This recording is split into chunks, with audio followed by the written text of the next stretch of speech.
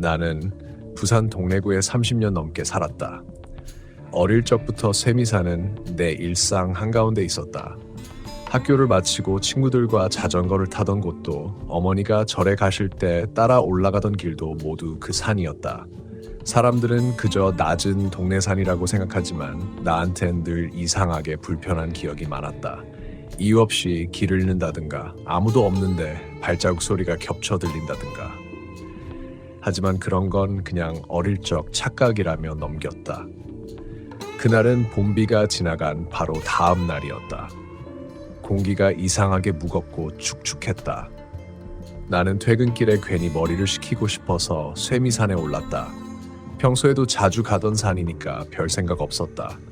해가 이미 기울었고 산 중턱에 도착했을 때는 하늘이 회색빛으로 가라앉아 있었다. 그런데 그날은 뭔가 다르게 느껴졌다. 평소보다 새소리도 없고 바람도 거의 불지 않았다. 마치 산 전체가 숨을 멈춘 것처럼 고요했다. 나는 이어폰을 빼고 잠시 귀를 기울였다. 아무 소리도 없었다. 아니, 정확히 말하자면 너무 조용해서 불안했다. 도심 근처의 산인데 이렇게까지 소리가 없을 리가 없었다.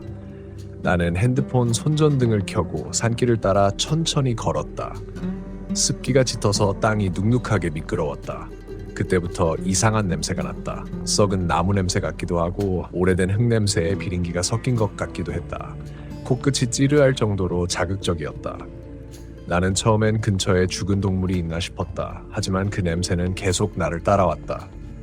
방향을 바꿔도 길을 내려가도 사라지지 않았다. 산길 옆에는 오래된 무덤이 몇 개 있었다. 동래구 쪽 산들은 아직도 개인묘가 많다. 비에 젖은 봉분 위로 잡초가 쓰러져 있었고 일부는 반쯤 무너져 있었다. 나는 시선을 피하며 그냥 지나쳤다. 그런데 그중 한 무덤 앞에서 핸드폰 빛이 순간 흔들렸다. 바람이 불지 않았는데도 화면이 깜빡였다. 나는 순간적으로 화면을 탓하며 핸드폰을 두드렸다. 그런데 화면 뒤쪽 아주 잠깐 사람 그림자가 비쳤다. 순간 심장이 세게 뛰었다. 누가 있나? 나는 반사적으로 뒤를 돌아봤다. 아무도 없었다. 그때부터 이상한 소리가 들리기 시작했다. 산 아래쪽에서 누가 천천히 흙을 밟는 소리. 처음엔 바람 소리인 줄 알았는데 일정한 리듬이 있었다. 찰박, 찰박, 찰박. 비에 젖은 흙 위를 누가 맨발로 걷는 것 같은 소리였다. 나는 핸드폰 불빛을 아래로 비췄다. 아무것도 없었다. 그런데 이상하게 소리가 점점 가까워졌다. 그리고 멈췄다. 마치 바로 내 앞에서 멈춘 것처럼. 거기 누구세요? 내 목소리가 떨렸다. 대답이 없었다. 다시 걸음을 옮기려는 순간 내 발밑에서 푹 하는 소리가 났다. 흙이 꺼지는 소리였다. 나는 급히 몸을 뒤로 뺐다. 손전등을 비추자 작은 구덩이가 보였다. 마치 누군가 최근에 파헤친 듯한 흔적이었다. 삽자국이 남아있었고 흙은 아직 축축하게 젖어 있었다. 그 순간 코를 찌르는 냄새가 더 강해졌다. 비린내와 흙냄새, 그리고 뭔가 오래된 썩은 냄새. 나는 숨을 멈췄다. 이건 동물이 아니야. 직감적으로 그렇게 느꼈다. 뒤에서 또 그 소리가 들렸다. 찰박, 찰박. 이번엔 분명히 들렸다. 누군가가 뒤에서 다가오고 있었다. 나는 돌아보지도 못하고 얼어붙었다. 소리가 점점 가까워지다가 바로 내 뒤에서 멈췄다. 그때 귀 옆으로 바람이 스쳤다. 그리고 아주 낮은 목소리가 들렸다. 이거 당신이 묻은 거죠? 나는 그대로 비명을 지르며 뛰었다. 내가 언제 그 산을 내려왔는지 기억이 나지 않는다. 숨이 턱까지 차올랐고 다리가 휘청거렸지만 멈출 수 없었다. 산 입구가 보였을 때 도로 위 가로등 불빛이 그렇게 반가웠던 적은 없었다. 나는 그대로 차에 올라타서 문을 잠갔다. 손이 덜덜 떨려 시동을 제대로 걸지 못했다. 그때 룸미러에 무언가 스쳤다. 희미하게 사람의 형체. 하지만 뒷좌석엔 아무도 없었다. 그날 밤 집에 돌아와도 냄새가 따라왔다. 옷을 벗고 샤워를 해도 머리맡에서 흙냄새가 났다. 눈을 감을 때마다 그 구덩이가 떠올랐다. 그리고 그 목소리. 이거 당신이 묻은 거죠? 다음날 나는 회사에도 가지 못했다. 몸에 열이 오르고 머리가 지끈거렸다. 그런데 이상하게 손톱 밑에 진흙이 잔뜩 껴 있었다. 어제는 장갑도 안 꼈는데 흙이 깊숙이 들어가 있었다. 씻어도 잘 지워지지 않았다. 그리고 왼손 손바닥엔 희미하게 둥근 자국이 남아 있었다. 마치 누군가 손을 꽉 쥐고 놓지 않았던 것처럼. 그때부터 나는 쇠미산 근처를 다시는 가지 않았다. 그런데 며칠 뒤 뉴스에 짧게 나왔다. 동래구 쇠미산 등산로 인근에서 신원 미상의 남성 시신 발견. 시신은 반쯤 흙에 묻혀 있었고 사망 시점은 약 2주 전. 경찰은 주변에서 별다른 증거를 찾지 못했다고 했다. 나는 그 뉴스를 본 순간 온몸이 얼어붙었다. 그 장소, 내가 발을 헛디뎠던 바로 그 자리였다. 그날 밤 다시 그 냄새가 났다. 그리고 꿈속에서 누군가 속삭였다. 이제 당신 차례예요. 이상하게도 그 뉴스가 나온 이후부터 내 일상은 조금씩 틀어지기 시작했다. 처음엔 단순한 불면증이었다. 밤에만 되면 눈이 말똥말똥해졌다. 머릿속이 복잡해서가 아니라 소리가 들렸기 때문이었다. 처음엔 창문 밖에서 찰박하는 소리가 들렸다. 비가 오지도 않는데 누군가 진흙 위를 밟는 듯한 그 리듬. 나는 스스로를 다독였다. 아마 환청일 거야. 그날 일이 너무 충격적이었으니까. 하지만 이상한 건 그 소리가 늘 같은 시간에 들렸다는 것이다. 새벽 2시 47분. 시계 초침이 그 숫자를 가리키면 어김없이 소리가 시작됐다. 나는 그때마다 불을 켜고 베란다로 나가봤다. 하지만 밖은 늘 조용했다. 가로등 불빛 아래엔 아무것도 없었고 바람도 불지 않았다. 이런 일이 며칠간 반복되자 나는 점점 미쳐가는 기분이 들었다. 회사 동료들은 내가 얼굴이 반쯤 회쑥해졌다고 했다. 식사도 잘 못하고 커피만 들이켰다. 하지만 가장 큰 문제는 냄새였다. 아무리 씻고 환기를 시켜도 방 안에 그 비린 흙 냄새가 사라지지 않았다. 냄새는 특히 밤이 되면 강해졌다. 벽에서 나는 것도 아니고 바닥에서 스며 나오는 것도 아닌데 공기 전체가 썩은 흙으로 가득 찬 것 같았다. 숨을 쉬면 목구멍에 그 냄새가 달라붙었다. 결국 나는 향초를 켜고 창문을 열어뒀다. 그런데 그날 밤 또 그 소리가 들렸다. 찰박, 찰박, 찰박. 이번엔 훨씬 가까웠다. 베란다 문 앞까지 와 있는 것 같았다. 나는 손전등을 들고 문을 살짝 열었다. 그 순간 코끝을 스치는 그 냄새. 쇠미산에서 맡았던 바로 그 냄새였다.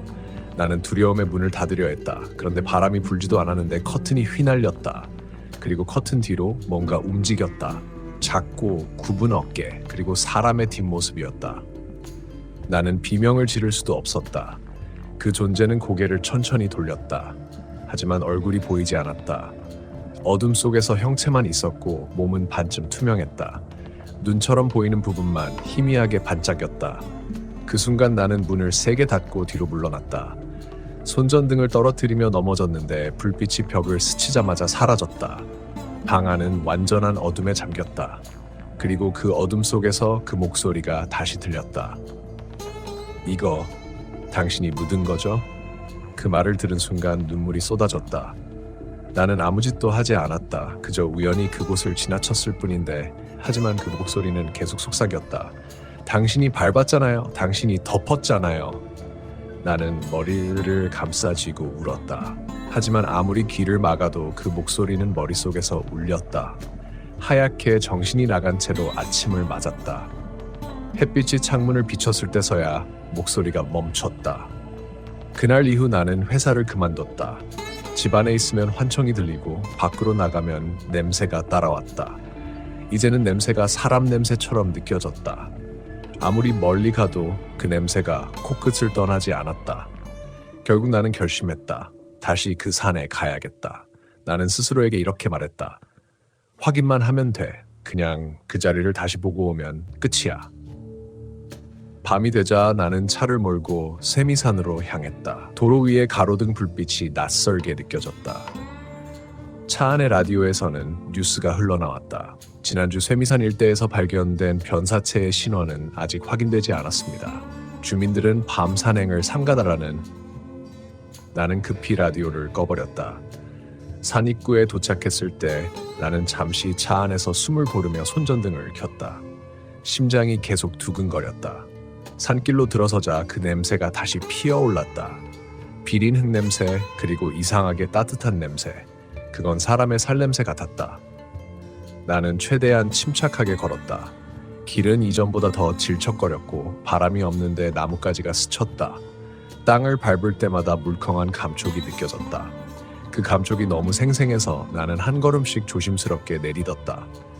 그때 손전등 불빛이 갑자기 깜빡이더니 꺼졌다. 나는 휴대폰으로 불을 켜보려 했지만 전원이 들어오지 않았다. 배터리는 충분했는데도 화면이 꺼졌다 켜졌다를 반복했다. 그리고 그 어둠 속에서 아주 희미한 소리가 들렸다. 찰박, 찰박. 하지만 이번엔 한 사람의 소리가 아니었다. 두 사람, 아니 셋, 여러 겹의 발소리가 겹쳐져 들렸다. 서로 다른 방향에서 점점 가까워졌다. 나는 숨을 참고 주위를 둘러봤다. 그런데 시야 끝에서 희미한 불빛이 깜빡였다. 마치 촛불 같다. 나는 그 불빛을 따라 걸었다. 그곳엔 오래된 제사상 하나가 있었다. 비닐이 덮여 있었고 그 위엔 이미 썩은 과일이 놓여 있었다. 그리고 제사상 옆엔 구덩이가 있었다. 내가 발을 헛디뎠던 바로 그 자리였다. 이번엔 확실히 보였다. 그 구덩이는 어제보다 더 깊어져 있었다. 누군가 다시 판 흔적이었다. 그때 등 뒤에서 그 목소리가 또 들렸다. 이거 당신이 덮은 거죠? 나는 돌아보지도 못하고 얼어붙었다. 그 목소리는 이번엔 훨씬 가까웠다. 귀 바로 옆에서 누군가 숨을 들이마시는 소리와 함께 속삭였다. 이제 당신이 들어가야죠. 나는 움직이지 못했다. 몸이 돌처럼 굳어 있었다. 누군가 바로 뒤에 서 있었다. 차가운 숨결이 목더미를 스쳤고 귀 옆으로 낮은 숨소리가 들렸다. 이거 당신이 덮었잖아요. 그 말이 들리는 순간 내 머릿속에서 어떤 장면이 스쳐갔다. 비가 내리던 밤 흙을 파고 뭔가를 묻는 그림자. 그게 나였다. 아니 분명히 내 손이 흙을 덮고 있었다. 하지만 그건 내 기억이 아니었다.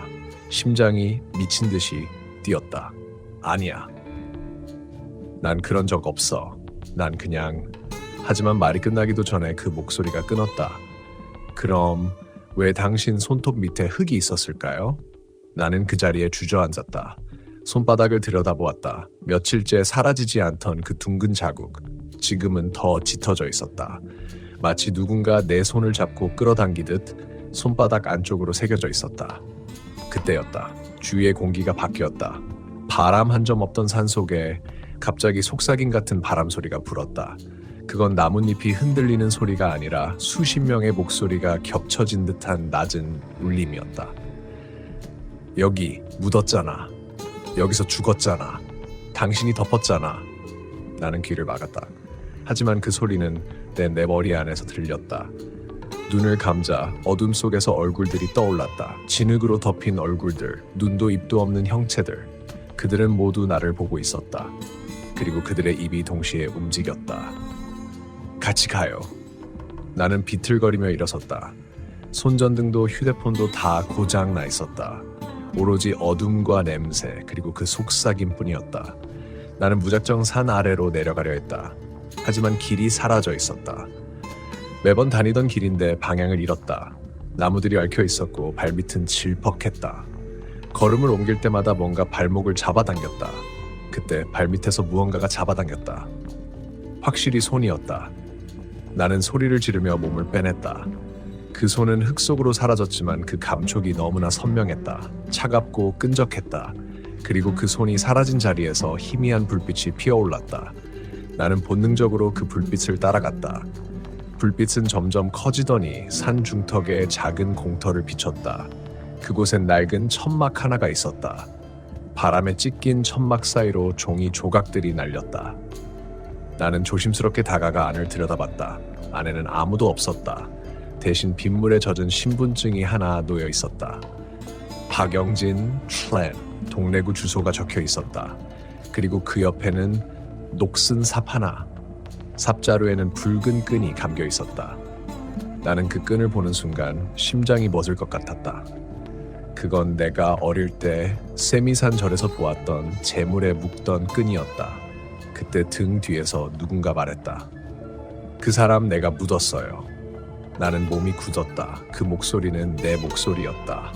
뒤돌아보니 나와 똑같은 얼굴에 나가 서 있었다. 하지만 그 얼굴은 흙과 피로 얼룩져 있었다. 그는 웃고 있었다. 그날 내가 그 사람을 덮었어요. 그 사람은 여길 떠나려 했거든요. 근데 당신이 와버렸네. 나는 비명을 질렀다. 뒤로 물러나며 바닥을 짚었는데 손끝에 뼈 같은 감촉이 느껴졌다. 어둠 속에서 희끄무레한 형체들이 하나씩 드러났다. 그건 사람의 손, 발, 그리고 얼굴이었다. 전부 흙 속에 절반만 묻혀 있었다. 그리고 전부 눈을 뜨고 나를 보고 있었다. 내가 숨을 들이키자 공터 전체에서 동시에 속삭임이 울렸다. 이거 당신이 덮은 거죠? 그날 당신도 여기 있었잖아요. 이제 당신 차례예요. 그때 내 발밑이 꺼졌다. 몸이 아래로 떨어졌다. 그리고 진흙이 입과 코로 들어왔다. 숨을 쉴 수가 없었다. 팔을 휘저었지만 진흙이 내 몸을 덮었다. 눈을 뜨자 위에서 그 나가 나를 내려다보고 있었다. 그는 천천히 삽을 들어올렸다. 그리고 웃으며 말했다. 이제 됐어요. 당신도 묻혔어요. 모든 게 어두워졌다. 눈을 떴을 때 나는 병원 침대 위에 있었다. 간호사가 놀란 눈으로 나를 바라봤다. 등산 중 실종됐던 분 맞으시죠? 일주일 만에 발견됐어요. 나는 아무 말도 할 수 없었다. 입안에서 아직도 흙맛이 느껴졌다. 의사는 나를 심리적 쇼크 상태라고 했다. 하지만 나는 알고 있었다. 내가 본 건 꿈이 아니었다. 병원 창문을 통해 쇠미산이 보였다. 그 산은 멀리서도 희도희하게 안개에 쌓여 있었다.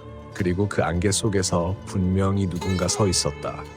나를 바라보며 천천히 고개를 숙였다. 그날 이후 나는 매일 밤 같은 꿈을 꾼다. 진흙 속에서 누군가 나를 끌어당기는 꿈. 그리고 그 손이 내 손을 꼭 잡는다. 냄새가 난다. 비린 흙 냄새, 그리고 썩은 나무 냄새. 눈을 떠도 냄새는 사라지지 않는다. 요즘은 가끔 이런 생각이 든다. 병원에 누워 깨어난 내가 정말 나가 맞을까? 혹시 산에 묻힌 건 그날의 나가 아닐까? 그리고 지금의 나는 그 자리를 대신 채운 무언가가 아닐까? 밤이 되면 내 발밑에서 소리가 들린다. 찰박찰박. 그리고 귓가에 낮게 속삭인다. 이거 당신이 덮었죠. 그날 이후로 나는 쇠미산 근처를 절대 지나가지 않는다. 지금도 그 산 입구에 서면 그때 들었던 그 웃음소리가 다시 들리는 것만 같다. 처음엔 바람이 나뭇잎을 스치는 소리로 생각했다. 하지만 그건 바람이 아니었다. 그 웃음은 분명 사람의 것이었다. 여자였고 아주 가까이에서 바로 내 귀 옆에서 들렸다. 나는 비명을 지르며 뒤를 돌아봤다. 그런데 아무도 없었다. 아니, 정확히 말하면 아무도 보이지 않았을 뿐이다. 그때 내 옆에 공기가 미묘하게 떨리고 있었다. 차가운 안개처럼 움직이는 그림자처럼 그게 내 어깨 근처를 스쳐갔다. 그 순간 숨이 막혔다. 손끝이 얼어붙고 심장이 규칙적으로 뛰지 않았다. 몸이 반응하기도 전에 무릎이 풀려 그대로 주저앉았다. 그리고 내 머리 위로 무언가가 떨어졌다. 툭! 잎사귀나 나뭇가지가 아니었다. 차갑고 끈적했고 묘하게 금속 냄새가 났다. 피었다. 나는 눈을 들어 올려다봤다. 그 나무 위에는 누군가 매달려 있었다. 머리카락이 길고 축 늘어진 몸이 나뭇가지를 따라 천천히 흔들리고 있었다. 하지만 그건 사람이라기보단 사람의 형태를 한 무언가였다. 살이 반쯤 썩어 있었고 입은 찢겨 있었다. 그 입이 마치 말을 하듯이 천천히 움직였다. 돌려줘. 내 거. 나는 그게 무슨 말인지 알 수 없었다. 그저 본능적으로 몸을 돌려 산길 아래로 뛰기 시작했다. 숨이 턱까지 차오르고 다리가 무겁게 느껴졌다. 그러다 발이 돌부리에 걸려 쓰러졌다. 엎어진 내 앞에는 희미한 불빛이 있었다. 휴대폰이었다. 아까 떨어뜨렸던 내 폰. 하지만 화면엔 내 얼굴이 비치고 있었다. 그런데 내 뒤에 또 다른 얼굴이 있었다. 바로 내 어깨 너머로 누군가가 내 얼굴을 들여다보듯이. 그 눈빛, 붉고 젖어 있었고 미세하게 웃고 있었다. 나는 그 자리에서 정신을 잃었다. 눈을 떴을 때 나는 병원에 있었다. 발견한 사람은 마을 주민이었고 산 입구 근처 도랑에서 나를 발견했다고 했다. 의식이 돌아오자 주변 사람들은 물었다. 거기서 뭐 봤어요? 나는 대답하지 않았다. 왜냐면 그날 이후로 내 그림자가 내 것이 아니기 때문이었다. 햇빛 아래에서도 이상했다. 걸음을 옮길 때마다 그림자가 미묘하게 어긋났다. 가끔은 내 그림자가 먼저 고개를 돌렸다. 그리고 그럴 때면 멀리서 항상 그 웃음소리가 들렸다. 그 웃음은 내가 쇠미산에서 처음 들었던 그 웃음이었다. 나는 그 소리를 들을 때마다 귀를 막고 불을 킨다. 하지만 빛 속에서도 그 여자는 내 옆에 서 있다. 손끝으로 내 어깨를 짚으며 다시 속삭인다. 돌려줘, 내 거. 그때서야 깨달았다. 내가 산에서 주워온 게 단순한 돌멩이가 아니었다는 걸. 그건 누군가의 유골 조각이었다. 그리고 지금도 나는 그것을 아직 돌려주지 못했다. 그 후로 나는 평범한 삶으로 돌아가려 애썼다.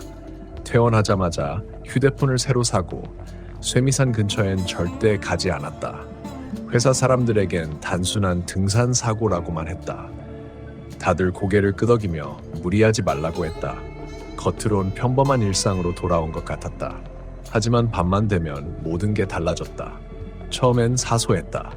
샤워할 때 물소리 속에서 희미하게 누군가의 숨소리가 섞여 들렸다. 거울에 김이 서릴 때 분명히 나 혼자 있는데 김 사이로 다른 입김이 함께 피어올랐다. 처음엔 내 착각이라 생각했다. 병원에서 충격을 받아 생긴 환청이라고 스스로 합리화했다. 하지만 그건 단지 시작이었다. 퇴근 후 집으로 돌아오던 어느 날이었다. 버스 유리창에 비친 내 얼굴 옆으로 검은 머리카락이 천천히 흘러내렸다. 분명 내 머리는 단발이었다. 하지만 반사된 창 속에 나는 긴 머리를 늘어뜨린 여자였다. 그 여자가 내 시선을 느끼자마자 미소를 지었다. 그리고 내 입에서 동시에 그 웃음소리가 흘러나왔다. 그날 이후 나는 거울을 거의 보지 않는다. 거울 속에 난 항상 약간 늦게 움직였다. 그리고 가끔은 내가 고개를 돌리지 않았는데도 그 그림자가 먼저 움직였다. 며칠 뒤 그 일이 있었다. 퇴근 후 문을 열었을 때 방 안 공기가 묘하게 눅눅했다. 불을 켜자 방바닥에 물자국이 길게 이어져 있었다. 욕실에서 시작돼 내 침대 쪽으로 물자국은 마치 발자국처럼 이어져 있었다. 맨발에 젖은 발자국. 나는 몸이 얼어붙었다. 욕실 문은 닫혀 있었다. 천천히 문 손잡이를 잡았다. 그리고 아주 살짝 열었을 때 퍽! 무언가 안에서 떨어졌다. 비닐봉지였다. 묵직했고 안에는 돌멩이 같은 게 들어있었다. 열어보자 내 숨이 막혔다. 그 안엔 그때 산에서 봤던 유골 조각이 있었다. 그리고 그 위에 나의 이름이 적힌 쪽지가 붙어 있었다. 돌려줘, 내 거. 나는 봉지를 들고 그대로 뒤로 물러났다. 그 순간 내 뒤에서 욕실 문이 철컥하고 닫혔다. 그리고 안쪽에서 물이 켜졌다. 분명 아무도 없는데 샤워기 물줄기가 땅바닥을 때리는 소리가 계속 이어졌다. 그날 밤 나는 집을 나갔다. 호텔에 묵고 잠을 자려 했지만 눈을 감을 수 없었다. 눈꺼풀을 내릴 때마다 그 여자의 얼굴이 떠올랐다. 물에 젖은 머리카락, 검은 눈동자, 입술 사이로 새어나오는 그 말. 그건 내 거야. 도망칠 수 없다는 걸 그제야 알았다. 그건 산의 저주가 아니라 내가 이미 품고 온 존재였다. 내 몸 어딘가에 그 여자는 자리 잡고 있었다. 숨을 쉴 때마다 내 폐 속에서 낯선 냄새가 섞였다. 썩은 물, 흙, 피, 그리고 그 특유의 쇠 냄새. 그날 새벽 나는 마지막으로 쇠미산으로 갔다. 모든 걸 돌려주기 위해. 산길은 여전히 조용했다. 하지만 그 조용함 속엔 수많은 소리가 숨어 있었다. 바람에 섞인 속삭임, 나뭇가지 사이로 스치는 시선, 발밑에 부서지는 잎사귀들. 나는 그 소리들 속에서 점점 숨이 가빠졌다. 그리고 마침내 그 나무 앞에 섰다. 그 여자가 매달려 있던 그 자리. 땅을 파기 시작했다. 손톱이 부러지고 흙이 손에 스며들었다. 피와 진흙이 섞인 손으로 봉지를 묻으려는 순간 누군가 내 손을 붙잡았다. 차갑고 축축한 손이었다. 그리고 그 손끝에서 들려왔다. 늦었어. 나는 고개를 들었다. 눈앞에는 흙투성이 얼굴의 여자가 서 있었다. 눈은 텅 비어 있었고 입이 천천히 열렸다. 그녀는 내 목을 붙잡으며 속삭였다. 넌 이미 돌려줬어. 대신 나는 내 걸 가질 거야. 그때부터 내 기억은 끊겼다. 아침이 되었을 때 마을 주민이 산 입구에서 나를 발견했다.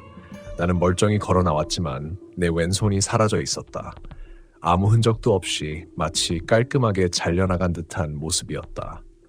그리고 이상하게도 아프지 않았다. 단지 손끝이 아직도 누군가의 손을 잡고 있는 듯한 감촉만 남아 있었다.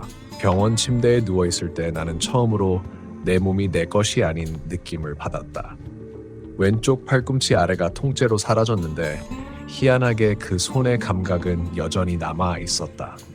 침대 옆 난간을 진 느낌, 손바닥에 닿는 차가운 금속의 감촉, 심지어 간호사가 팔에 주사를 놓을 때마다 없는 손끝이 먼저 움찔했다. 의사는 말했다. 환상통이에요. 잘린 부위가 뇌에 남은 거죠. 나는 고개를 끄덕였지만 그건 단순한 통증이 아니었다. 밤이 되면 그 손끝에서 무언가가 기어올랐다. 피부 아래로 느껴지는 미세한 움직임, 심장 박동과 어긋난 리듬으로 마치 내 혈관 안을 타고 다른 심장이 뛰는 듯한 감각. 하루는 자다가 눈을 떴다. 방 안이 이상하게 어두웠다. 불은 켜져 있었는데 내 시야는 마치 검은 천으로 덮인 것처럼 흐릿했다. 몸이 무거워서 일어나려는데 내 오른손이 스스로 움직였다. 천천히, 아주 천천히. 내 오른손이 남은 왼팔의 절단 부위를 향했다. 그리고 없는 손끝을 향해 허공을 쥐듯이 움직였다. 그때 내 귓가에 속삭임이 들렸다. 있잖아, 나 여기 있어. 나는 그 자리에서 비명을 지르며 팔을 뿌리쳤다. 그러자 허공에서 툭 하는 소리가 나며 무언가가 떨어졌다. 침대 옆 바닥에 젖은 손자국이 선명하게 찍혀 있었다. 물인지 피인지 구분되지 않는 그 자국은 내가 없는 손으로 무언가를 붙잡고 있었다는 증거였다. 그날 이후로 나는 거의 잠을 자지 못했다. 눈을 감으면 손끝에서 계속 누군가의 맥박이 느껴졌다. 그 맥박은 내 것이 아니었다. 그리고 점점 그 박동이 내 심장과 같은 리듬으로 맞춰졌다. 회사에서도 문제가 생겼다. 집중하려 해도 자꾸 시선이 어긋났다. 모니터 속 커서가 내 손이 움직이기 전에 먼저 움직였다. 서류를 넘기면 뒤에서 또 다른 손이 겹쳐서 종이를 잡는 듯한 감촉이 들었다. 결정적인 건 그날 밤이었다. 컴퓨터를 끄고 돌아섰는데 창문 유리에 내 모습이 비쳤다. 그런데 내 왼손이 있었다. 그 손이 천천히 창문 안쪽에서 움직이며 내 얼굴을 가만히 만졌다. 나는 숨을 멈췄다. 창문 속에 나는 웃고 있었다. 그리고 입술이 아주 미세하게 움직였다. 이제 알겠지? 난 네 안에 있어. 그 순간 모든 게 멈췄다. 내 머릿속에서 수백 개의 속삭임이 한꺼번에 터졌다. 쇠미산의 바람, 물소리, 그리고 그 웃음소리까지. 모든 소리가 뒤섞여서 하나의 목소리가 되었다. 돌려줬잖아. 그럼 나도 가질게. 그날 이후 나는 나 자신이 아니었다. 누군가 내 시선을 통해 세상을 보고 내 손을 통해 세상을 만지고 있었다. 가끔 거울 속에 나는 나보다 먼저 눈을 깜빡였다. 가끔 내 입은 내가 모르는 말을 중얼거렸다. 그리고 그 말들은 언제나 같은 의미를 가지고 있었다. 그 산에 다시 가야 해. 그 말이 무슨 뜻인지 처음엔 몰랐다. 하지만 시간이 지날수록 머릿속의 속삭임은 점점 강해졌다. 마치 쇠미산이 나를 다시 부르고 있는 것처럼. 그래서 결국 나는 다시 그 산으로 향했다. 이번엔 무언가를 돌려주러 가는 게 아니라 무언가를 되찾으러 가는 느낌이었다. 산 입구에 들어서는 순간 공기가 달랐다. 그곳은 여전히 조용했지만 나뭇잎 하나, 바람 한 줄기까지 나를 알아보는 듯했다. 그리고 그때 내 손끝이 움직였다. 없는 왼손이 허공을 향해 천천히 들리더니 누군가를 가리켰다. 그 방향에는 오래된 우물이 있었다. 그 우물 속에서 내가 잃어버린 손이 천천히 떠올랐다. 그 손은 이제 더 이상 내 것이 아니었다. 그건 이미 그녀의 손이었다. 그리고 그녀의 손끝이 내 얼굴을 만지며 속삭였다. 이제 너도 여기에 남을 차례야. 옆 우물 앞에 섰을 때 공기가 갑자기 식었다. 바람도 멈췄고 산새 울음도 사라졌다. 세상 전체가 숨을 멈춘 듯한 고요. 그 속에서 물결이 스스로 일었다. 검은 물 위에 달빛이 부서졌고 그 반사된 빛 아래로 손이 다시 떠올랐다. 그건 내가 잃어버린 왼손이었다. 하지만 그 피부는 내 것이 아니었다. 축축했고 물에 불어 있었다. 손끝엔 붉은 실이 감겨 있었고 그 실은 우물 안쪽 어둠 속으로 이어져 있었다. 나는 그 실을 붙잡았다. 그 순간 차가운 감촉이 손끝을 타고 온몸으로 번졌다. 심장이 서늘하게 수축하고 숨이 들이마셔지지 않았다. 그리고 우물 안쪽에서 그녀의 목소리가 울려 퍼졌다. 이제 됐어. 같이 가자. 물속에서 무언가가 나를 향해 끌어당겼다. 발이 땅에서 떨어지고 균형이 무너졌다. 몸이 앞으로 쏠리며 우물 속으로 빠져들기 직전 내 귓가에 수백 개의 목소리가 동시에 속삭였다. 돌려줬으니까 이젠 내 차례야. 나는 비명을 지르려 했지만 목이 잠겼다. 차가운 물이 폐로 밀려들었고 시야가 검게 번졌다. 그런데 이상했다. 죽는다는 공포보다 익숙한 안도감이 밀려왔다. 마치 아주 오래전부터 이 순간을 기다려온 사람처럼. 몸이 완전히 잠기자 나는 다시 눈을 떴다. 하지만 세상이 달라져 있었다. 위로 보이는 우물 입구는 너무 멀었다. 빛은 닿지 않았고 공기는 무겁게 내려앉아 있었다. 그 아래 수많은 사람들의 그림자가 나를 향해 천천히 걸어왔다. 그들은 모두 같은 얼굴을 하고 있었다. 눈이 비어있고 입가엔 웃음이 걸려 있었다. 그리고 그들 중 맨 앞에 그녀가 있었다. 물에 젖은 머리카락, 피처럼 붉은 입술. 그녀는 조용히 내 앞에 다가와 내 왼손을 쥐었다. 그 손끝이 닿는 순간 모든 소리가 사라졌다. 대신 내 머릿속에서 낯익은 목소리가 다시 들렸다. 이제 네가 여길 지켜줘. 그 말과 함께 나는 천천히 그녀의 얼굴 속으로 빨려 들어갔다. 빛도 공기도 감정도 모두 사라지고 오직 한 가지 감각만 남았다. 손끝의 감촉. 누군가의 손을 붙잡고 있는 그 느낌. 그게 내가 이 세상에 남은 마지막 감정이었다. 그리고 그 순간 나는 쇠미산의 또 다른 그림자가 되었다. 며칠 후 마을 사람들은 이상한 이야기를 나눴다. 산 입구의 우물 근처에서 젊은 남자가 찍힌 사진이 발견됐다는 것. 그런데 사진 속의 남자는 왼손이 없었다. 대신 그 옆에는 젖은 머리카락의 여자가 웃고 있었다. 그날 이후로 쇠미산을 지나는 사람들 중 일부는 이상한 일을 겪는다고 했다. 밤이 되면 누군가가 귓가에 속삭인다고. 그거 돌려줬어? 바람이 불면 산 아래 마을에도 그 웃음이 들린다. 쇠미산은 여전히 그 자리에 있다. 그리고 그곳엔 돌려받지 못한 것들을 찾는 이들이 오늘도 천천히 한 걸음씩 산을 오르고 있다.